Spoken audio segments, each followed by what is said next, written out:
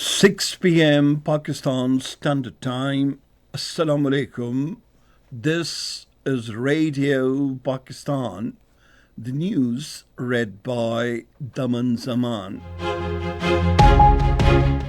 The headlines. The Prime Minister has directed to ensure transparency and merit in the selection of students being sent to China for agricultural training. The Planning Minister says work on two mega projects, Karakoram Highway Phase 2 and ML1, will commence this year. The Finance Minister says the government is working to reduce its expenditures and debt servicing. The National Assembly was informed today that the government is to sign agreements with the European Union countries for export of skilled manpower. The All Parties Hurriyat Conference has urged the United Nations to take immediate steps for the resolution of the Kashmir dispute. In the ICC Women's Under-19 T20 World Cup in Johor, Malaysia, Ireland beat Pakistan by 13 runs under the DLS method. And now the news in detail. The Prime Minister Mohammad Shahbaz Sharif has directed to ensure transparency and merit in the selection of students being sent to China for agricultural training. Chairing a meeting in Islamabad, he instructed to form a committee to resolve complaints of students who do not meet selection criteria during scrutiny of applications through the portal. Shahbaz Sharif said the government will bear all the expenses for modern agricultural training of Pakistani students, and the first batch of students will soon depart for China. He said 10% special quota has been reserved for students from Balochistan in this agricultural training opportunity in China. The Prime Minister expressed gratitude to the Chinese leadership and universities for providing Pakistani students an opportunity to receive modern agricultural training in the country. The meeting was informed that these students will be sent to China in two batches. The Minister for Planning and Development, Ehsan Iqbal, says Pakistan and China are writing a new chapter of collaboration that will benefit the generations to come. Addressing an event in connection with the Chinese Spring Festival in Islamabad today, he said the work on two mega projects, the Karakoram Highway Phase 2 and ML1, will commence this year. The Planning Minister said the second phase of CPAC opens up immense opportunities to manufacturing, agriculture, information technology and tourism sectors. The Finance Minister Mohammad Aurangzeb says achieving sustainable development is Pakistan's top priority. Speaking during a high-level discussion on the topic of growing burden of global debt on developing economies at the World Economic Forum in Davos, he said the government is working to reduce its expenditures and debt servicing. The Finance Minister said Pakistan aims to tackle rising population, poverty and environmental issues and move towards sustainable economic development through the 10-year partnership program with the World Bank. He emphasized that in the second phase of CPAC, the focus will shift to promoting business-to-business engagement. He said Chinese companies will be encouraged to relocate their production units to Pakistan under CPAC Phase 2. The Finance Minister Mohammad Aurangzeb met the Chief Executive Officer and the Managing Director of Dubai Ports World, Rizwan Sumar, and Deputy Chief Executive Officer and Chief Financial Officer Yuvraj Narayan in Davos, Switzerland. During the meeting, discussions focused on enhancing infrastructure and logistical frameworks in Pakistan to boost trade. The Finance Minister assured that the government values its partnerships in business-to-business and business-to-government collaboration and looks forward to advancing collaborative projects. The Finance Minister Mohammad Aurangzeb held a meeting with the Chief Advisor of Interim Government of Bangladesh, Mohammad Yunus, on the occasion of the inaugural feast on the sidelines of the World Economic Forum in Davos, Switzerland. The Interior Minister Mohsin Naqvi has underscored that Pakistan attaches special importance to bilateral relations with the United States of America and is desirous of enhancing this cooperation in all sectors. He expressed these views while meeting American Congressman Thomas Richard Susie and Jack Bergman in Washington.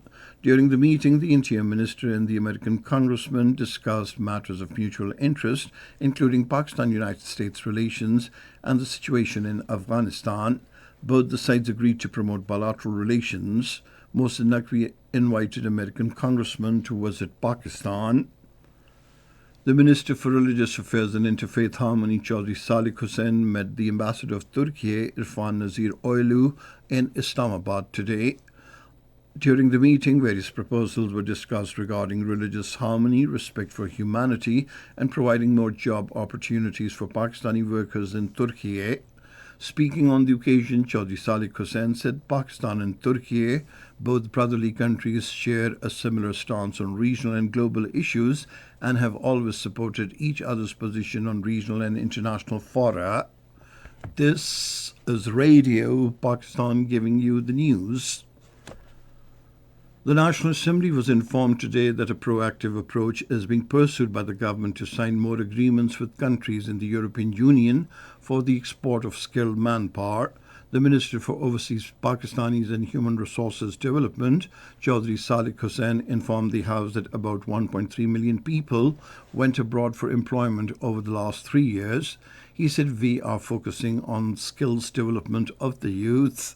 Parliamentary Secretary Dr. Darshan informed the House that a sewage treatment plant has been proposed in the federal capital to collect and treat wastewater before it enters the Rawal Lake. The House today passed the Biological and Toxin Weapons Convention Implementation Bill 2024. The Minister for Information and Broadcasting, Ataullah Tahir, says Pakistan Tehreek-e-Insaf founder has been convicted in the £190 million sterling Al-Qadir Trust case based on irrefutable evidence. In a televised message today, he said it is Pakistan's biggest corruption case. He said the co-accused Malik Riaz has also been declared as an absconder in this case, and the National Accountability Bureau is taking credible steps for his extradition, including contacting the United Arab Emirates government. The Governor Punjab Sardar Salim Haider Khan met the Vice-Chancellor of the University of London, Professor Wendy Thompson, in Lahore today and discussed enhancing cooperation between the University of London and Pakistani universities.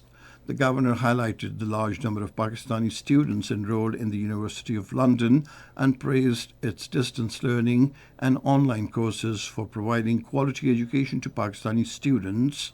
He proposed establishing the University of London campuses in the Punjab, assuring full support for the initiative. The education leaders belonging to the Organization of Islamic Cooperation member states have expressed the resolve to enhance inter-university collaboration in diverse fields. The determination was expressed during the annual meeting of the CompStech Consortium of Excellence in Islamabad today. During the meeting, they expressed the resolve to enhance inter-university collaborations in critical areas such as science, technology, health and higher education to address the challenges facing the Muslim Ummah. The All Parties Hurriyat Conference has called upon the Kashmiri people in the Indian illegally occupied Jammu and Kashmir, Azad Jammu and Kashmir, and the diaspora worldwide to observe January 26, India's Republic Day, as a Black Day. According to Kashmir Media Service, the call for the observance of the day as Black Day aims at sending a strong message to the global community that Kashmiris reject India's illegal occupation of their homeland. The All Parties Hurriyat Conference spokesman, Advocate Abdur Rashid Minhas, in a statement issued in Srinagar, condemned India's war crimes in the occupied territory. He also urged the United Nations Secretary General Antonio Guterres to take immediate steps to mobilize the international community for the resolution of the Kashmir dispute. The Saudi Foreign Minister Faisal bin Farhan has expressed the hope that the Gaza ceasefire will hold. Speaking at the World Economic Forum's annual meeting in Davos, Switzerland, he said it is the region's collective responsibility to keep the ceasefire on track. And now cricket. In the ICC Women's Under-19 T20 World Cup at Johor in Malaysia, Ireland beat Pakistan by 13 runs under the DLS method. Batting first, Ireland scored 69 runs for the loss of 5 wickets in the allotted 9 overs. In reply, Pakistan women could score 59 runs for the loss of 7 wickets in the stipulated 9 overs. And finally, the weather report. Mainly cold and dry weather is expected in most parts of the country, while very cold conditions are likely in the hilly areas during the next 12 hours. And that is the end of this news bulletin. For more news and analyses, log on to our website, radio.gov.pk, and you can also watch the live video streaming of our bulletins on the link facebook.com/Radio Pakistan News Official.